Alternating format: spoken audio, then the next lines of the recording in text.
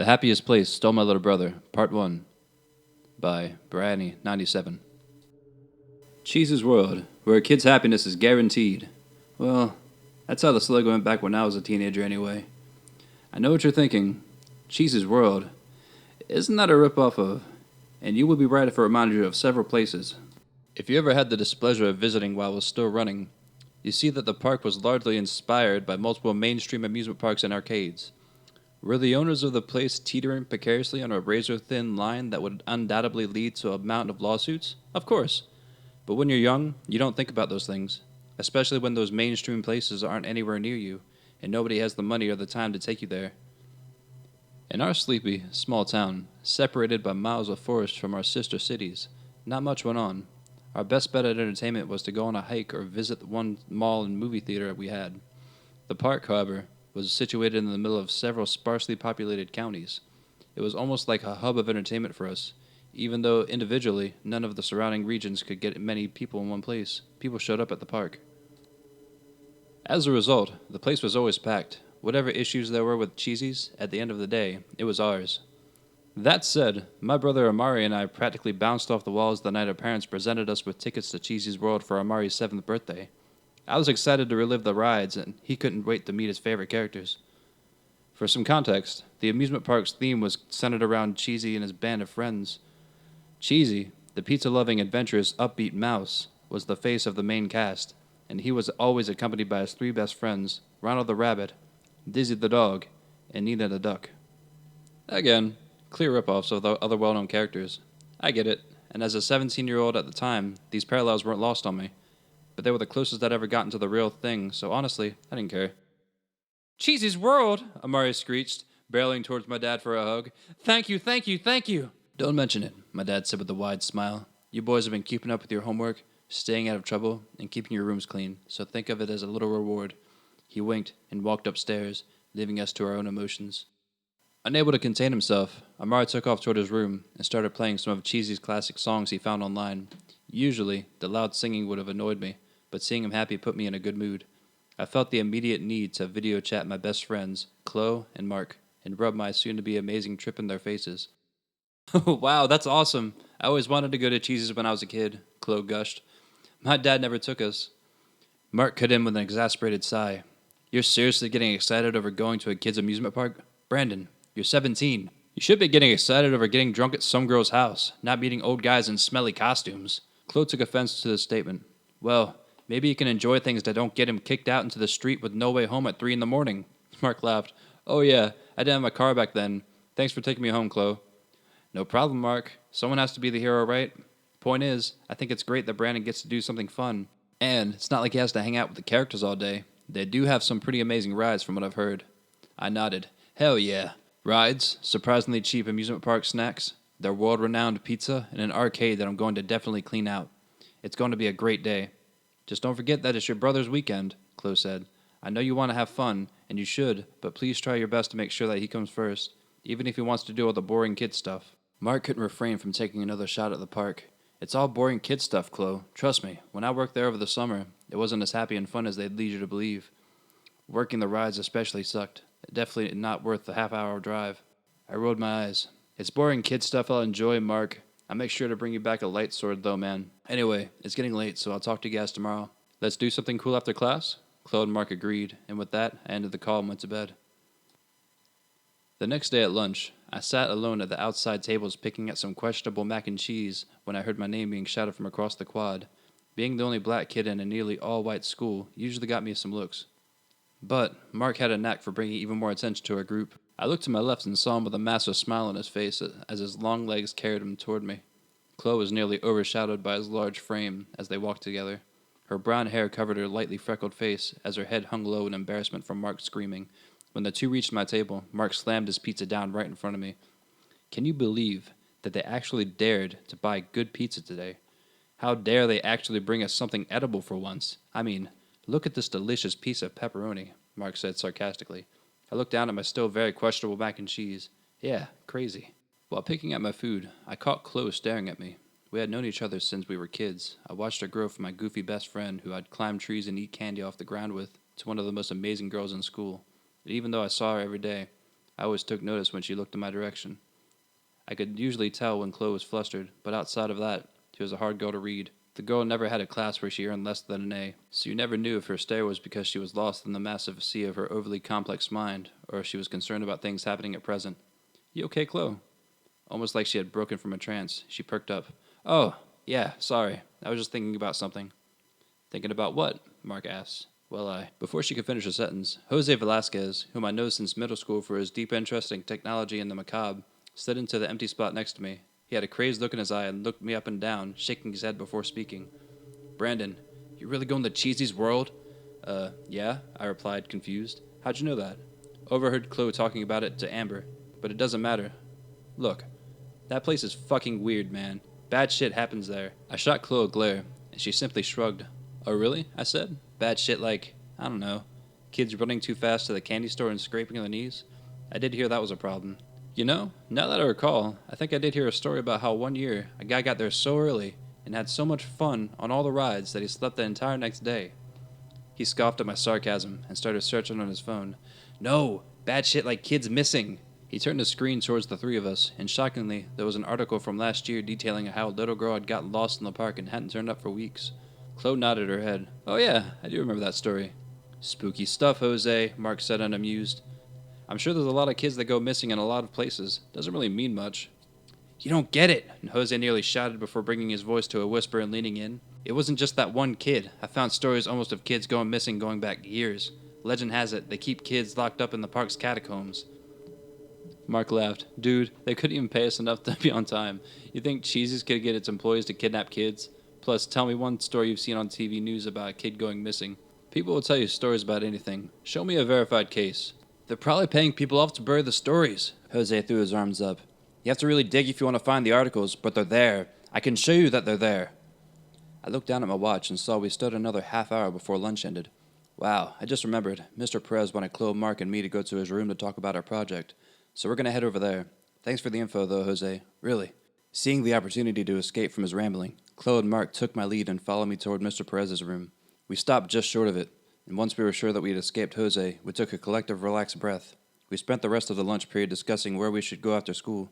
Since Mark had just gotten his license and was now driving to school, he insisted that we go to what he referred to as a chill spot. Chloe and I were a bit suspicious, as we'd never been there, but gave him the benefit of the doubt nonetheless. When the day ended, we all met Mark in the school's back parking lot, hopped into his car, and took off toward his mysterious location. Driving through our county is usually a pretty dull ride, most of it spent looking at trees and farmland. Mark, however, took the liberty of spicing up our time with horrible music and providing even worse backup vocals. After about an hour of driving into the countryside, we made one stop for food before we finally pulled off onto the side of the road facing a cliff that overlooked the entire county. The sky was crystal clear, and honestly the view from the cliff was beautiful. The town wasn't much to look at, but the nature surrounding it was picturesque. I could see mountains in the distance, vast forests accompanying them, and even the town's lake looked terrific as the sunlight gleamed off of its unmoving surface. I asked Mark if we were nearing a spot, and he replied with a broad smile, "This is my spot." He quickly got out and ran to the trunk to pull out foldable lawn chairs and a six-pack of beer he got from a sketchy corner store. Nobody comes up here, so I like to just put out a chair and think sometimes. Chloe feigned amusement. Wow, Mark, so this is where you spend all of that time not doing homework. Hey, to be fair, I have a stable C- in most of my classes. If I do well on the tests, I can get away with skipping like half of my assignments. Chloe and I looked at him, half amused and half bewildered. That's not technically true, but I'll let you have that one, buddy, I said as I folded out a lawn chair. Mark handed Chloe and me 2 beers each and then sat down in his chair. He raised one of the 2 remaining beers into the air and encouraged us to do the same. He cracked his can open and shouted, "Cheers to Friday." I couldn't help myself and repeated the statement, slamming down my beer while Chloe laughed at her 2 idiot friends. Well, being idiots. She slowly sipped on her beer but insisted that she was drinking in solidarity with us, and the conversation that followed was pleasant. We spent hours just talking and laughing as old friends do. It was the last moment of pure peace and relaxation we'd have for a while, and I really wish I could have appreciated that time more. Mark's ridiculously fiery personality contrasted with Chloe's quiet brilliance. My friends, indeed, were what brought a real spark into my life, and nothing was more apparent than when we had moments like that just to talk. We were kids free of the ugliness of the world. We could move through life fluidly without fearing what was beyond our safe little bubble. Life back then was good. When we decided to head back, it was already dark. Chloe complained of being tired, and Mark mentioned how we would have a long day of trying to sneak into college parties the next day. We loaded back into the car and began the ride back. The first few minutes were silent, as we were all low on energy and wanted to be home more than anything. The thought of Chloe trying to say something to me earlier in the day before being interrupted popped into my head. At that moment, I felt compelled to ask, "Hey, Chloe, you were going to ask something earlier at lunch? What was it?" She perked her head up from her phone. She had a puzzled look on her face, but then remarked, "Oh yeah, it's nothing." Well, if it's nothing, then you could definitely tell me," I retorted. She sighed and set her phone down. "It's just, I was talking to my dad more about the park, and what Jose said was kind of similar to what he said. He went when he was a kid, and he felt something off about that place. You don't think it's weird that all those kids went missing there?" I shrugged. "Maybe a little, but I'd bet every big park has kids that go missing. They're massive places, and you're bound to get some irresponsible parents with overactive kids. It's a pretty common thing, but it's not just that. I heard these kids never turn back up. Getting lost in the park is one thing, but to never return home?" Chloe asked. "What would that have to do with the park, though? I may remember a few cases, but like Mark said, how many were actually even verified?" "I don't know," she shrugged, "but it's not just the kids. My dad mentioned something about the characters being funny.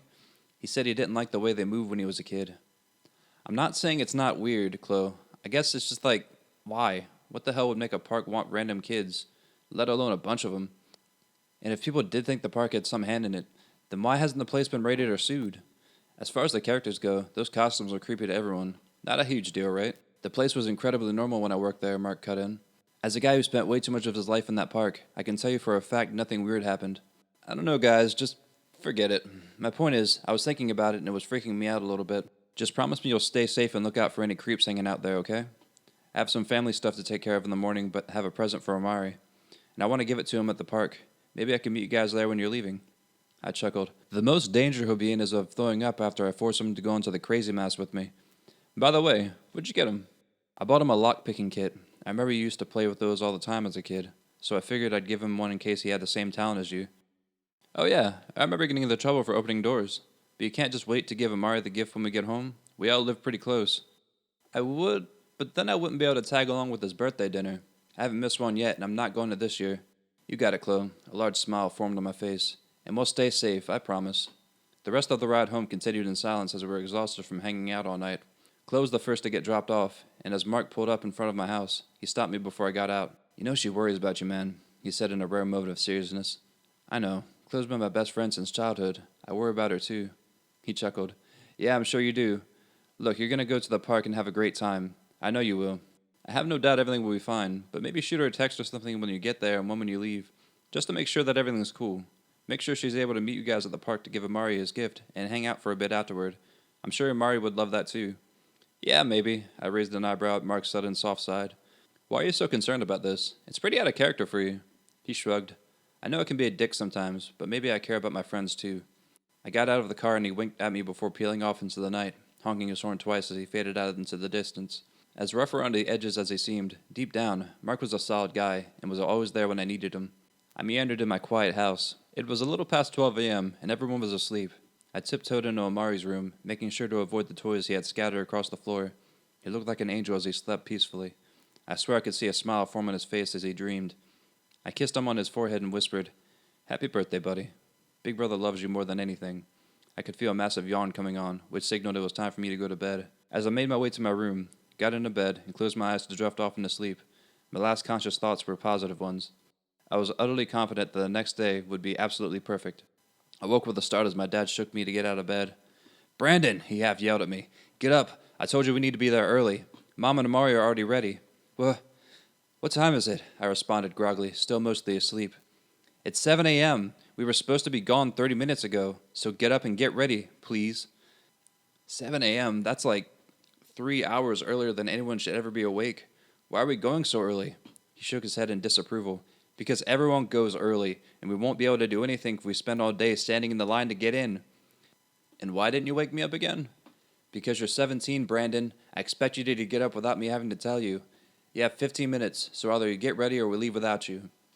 I moaned as I flipped off my covers. I rushed to a quick rinse shower and brushed my teeth. Once I was clean enough, I threw on a hoodie and some jeans and announced to my family that I was ready to go as I made my way downstairs.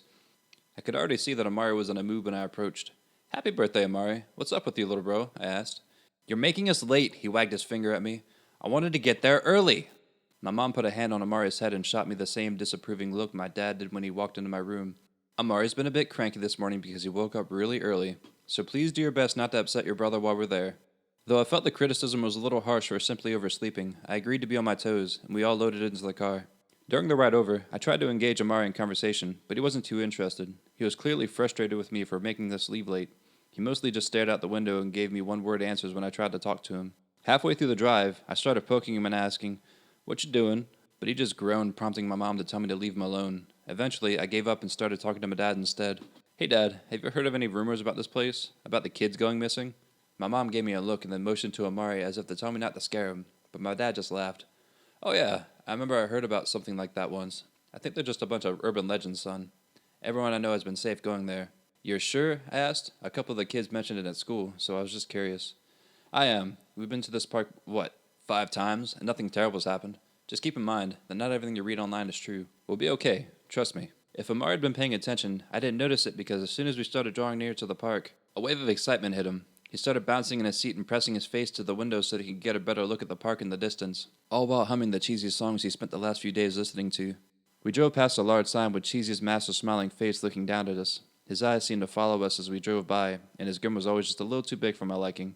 Under the mouse, giving us a big thumbs up were the words, "Welcome to Cheesy's world, where a kid's happiness is guaranteed." My mom looked back at us with a big smile and reached back to hold Amari's hand. "Are you excited? You finally get to see your favorite mouse." Amari nodded, barely able to contain himself as we finally pulled into the parking lot. He was practically bouncing from the time we got out of the car until the time we officially entered the park.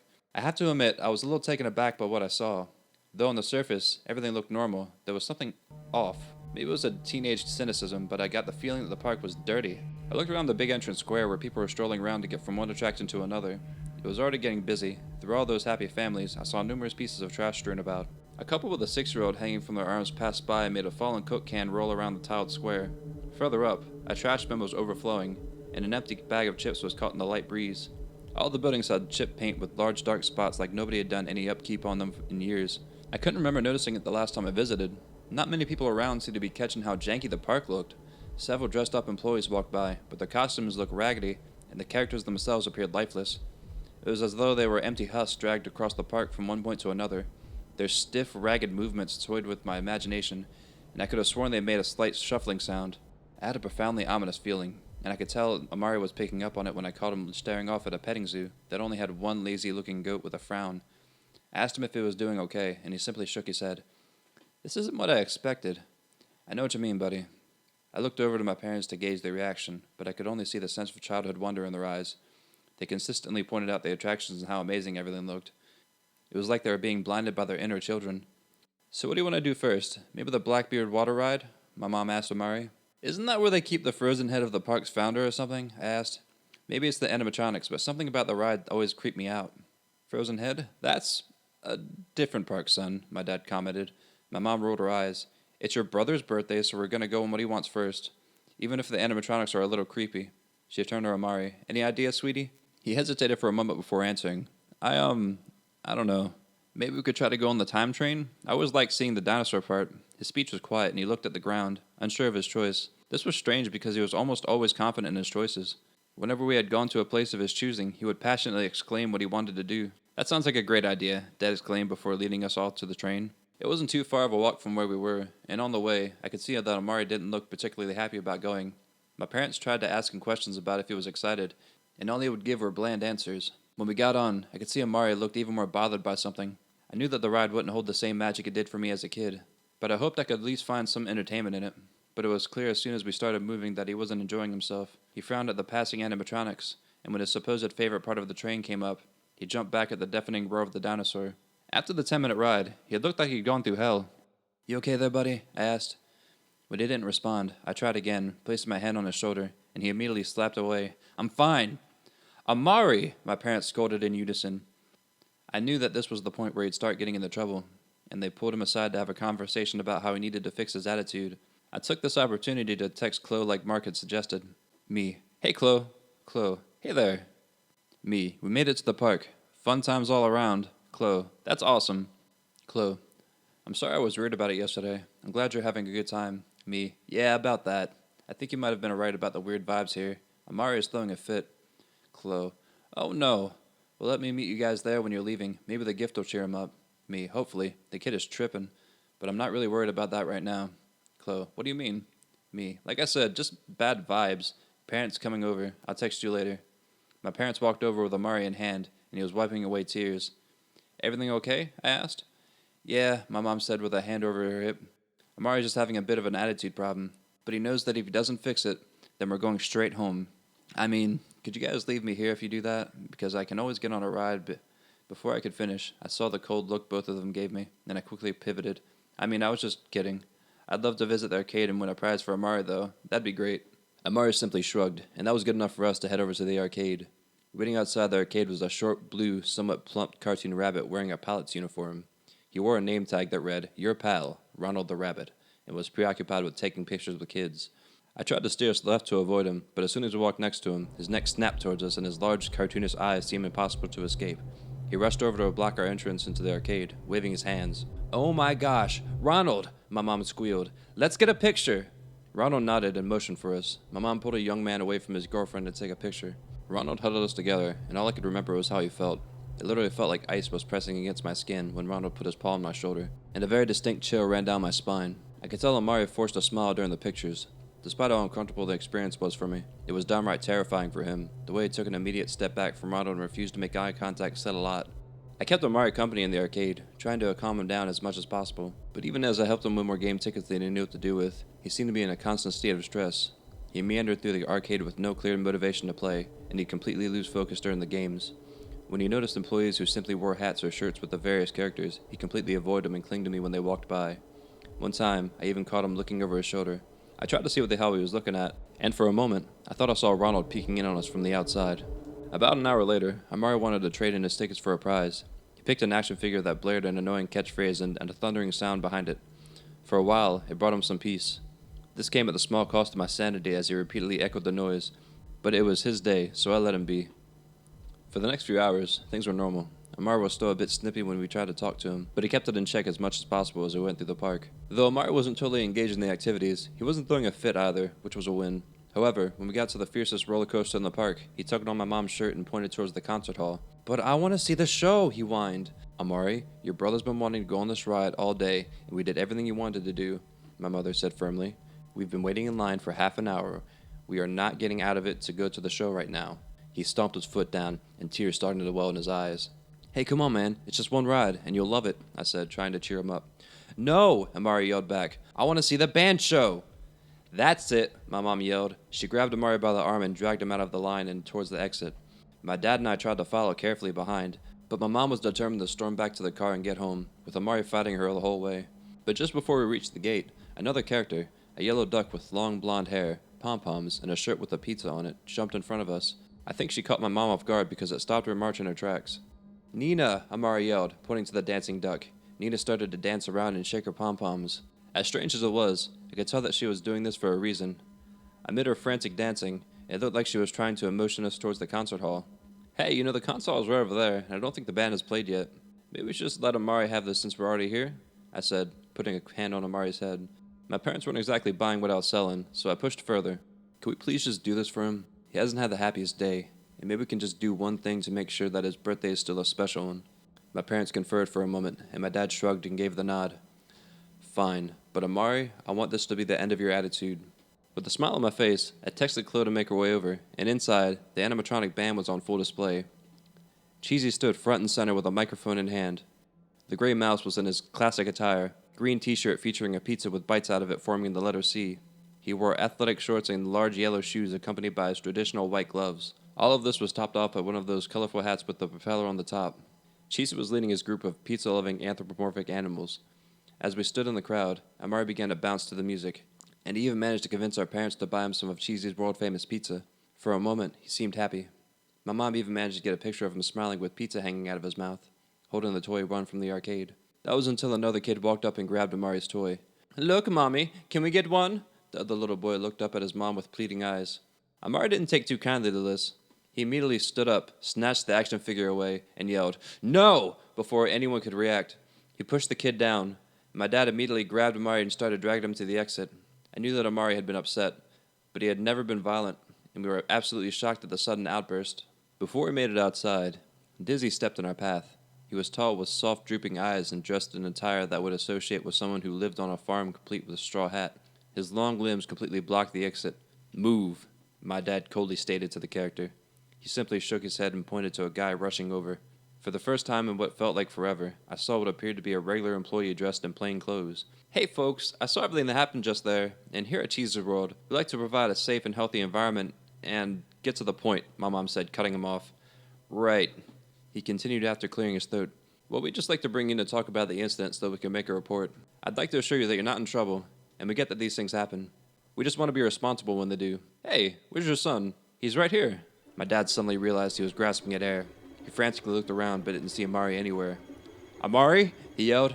Amari? I took my parents all of a second to run around the concert hall, searching for Amari. I stood in shock, unsure of what to do. Had he really run off? So much of this seemed out of character for him. Even when he got emotional, I told my parents I'd be right back, and I ran outside spurred on by pure adrenaline, screaming his name.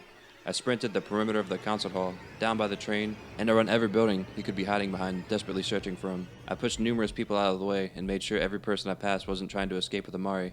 By the time I got back, I could see my parents were in tears. They were being told that we needed to go back to the park manager's office to talk to security about where Amari could be. I was terrified. A million thoughts ran through my head. Did someone take him? Did he wander off? Is he safe? I could already feel the tears parading down my face as I was constantly bombarded by thoughts of worst-case scenarios. Anger at myself started to boil up in my body. How could I have let him go like that? And why the fuck weren't the park employees freaking out as much as my parents and I were? Once we arrived, they assured us they had people around the park looking for him and that security was checking the cameras. We stayed all the way through closing, and there were no developments. This wasn't a good enough answer for any of us as my parents berated management and security for not doing a good enough job for getting their son back. In their minds, he couldn't have just disappeared with no one seeing anything. Eventually, the police got involved, and after hours more of waiting, they told us that they'd handle it. Still, we needed to go home because there was nothing else to be done. It hurt me so profoundly to walk away without Amari. I felt like we were leaving there to some unknown fate. I was prepared to stay there every second it took until he was safe with us, and yet the reality of the situation meant that we had to go. So many emotions were firing inside of me: anger, sadness, confusion. I just wanted my brother back, and it felt like we weren't doing enough to make that happen. I hadn't looked at my phone until we were walking towards the gates, and I saw a litany of missed calls and texts from Chloe. At the time, I didn't have the strength to see her. When the shock wore off, I could only manage to send a message that read, Amari's missing. I watched as the rats scattered from underneath our car, and the moment the three of us got in, we broke down. My dad punched the steering wheel, and my mom clung to him wailing. We all cried for a long time that night, and the tears didn't stop all the way home.